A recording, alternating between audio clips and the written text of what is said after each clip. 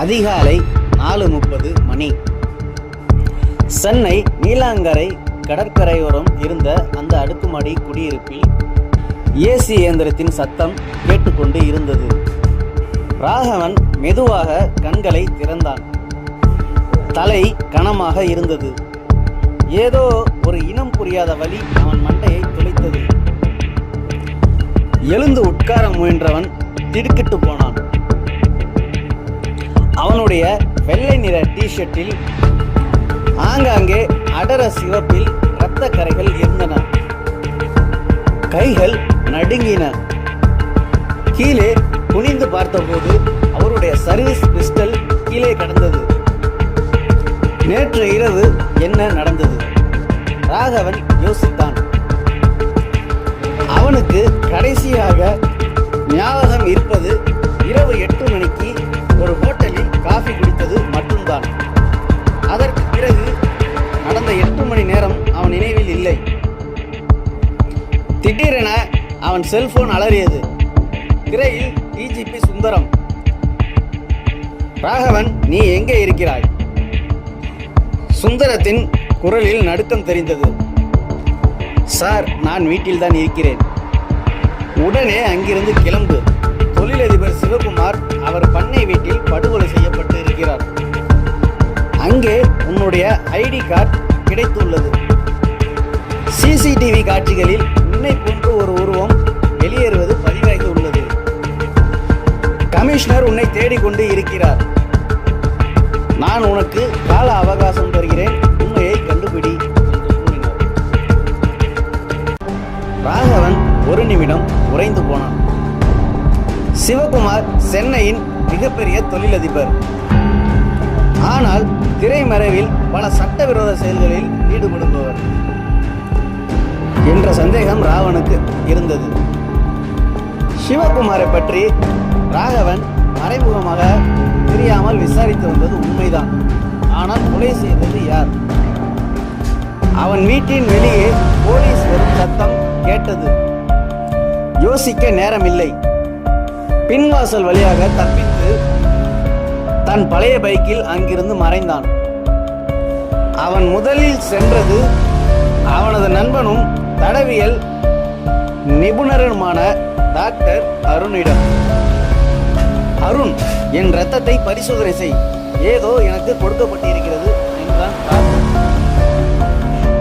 பரிசோதனை முடிவுகள் அதிர்ச்சி அளித்தன. ராகவன், உன் இரத்தத்தில் ஸ்கோபோலைமெண்ட் என்ற மருந்து கலந்திருக்கிறது. இதை டெவில் ஸ்பிரிட் என்று சொல்வார்கள்.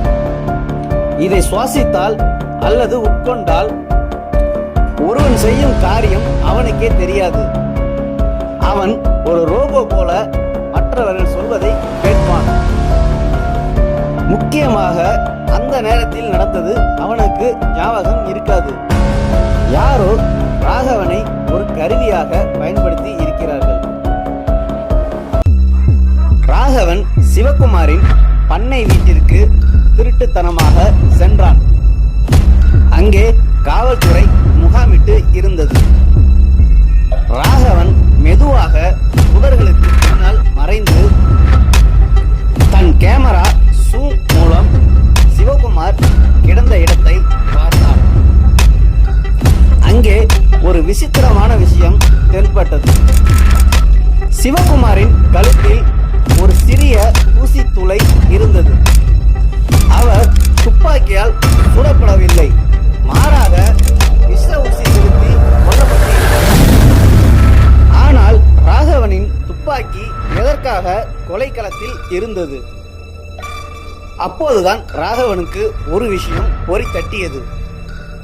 சிவகுமார் இறப்பதற்கு முன் ஒரு பெரிய வெளிநாட்டு மருந்து நிறுவனத்தின் ஊழலை அம்பலப்படுத்த போவதாக பேசப்பட்டது.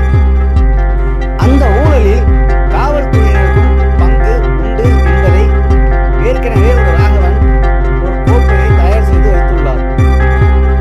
அந்த கோப்பு இப்போது அவனது லாக்கரில் இல்லை. ராகவன் ஒரு அதிரடி முடிவு எடுத்தான். தன்னை தேடும் டிஜிபி சுந்தரத்தை ஒரு ரகசிய இடத்திற்கு வரவழைத்தான்.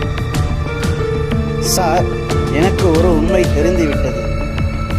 அந்த மருந்து நிறுவனம் சிவகுமாருக்கு பணம் கொடுத்து வந்தது.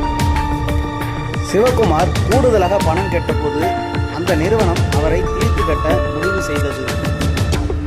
அதற்கு என்னை ஒரு பகடக்காயாக பயன்படுத்தியிருக்கிறாய் என்றார் ராகவன். சுந்தரம் மெதுவாக சிரித்தார்.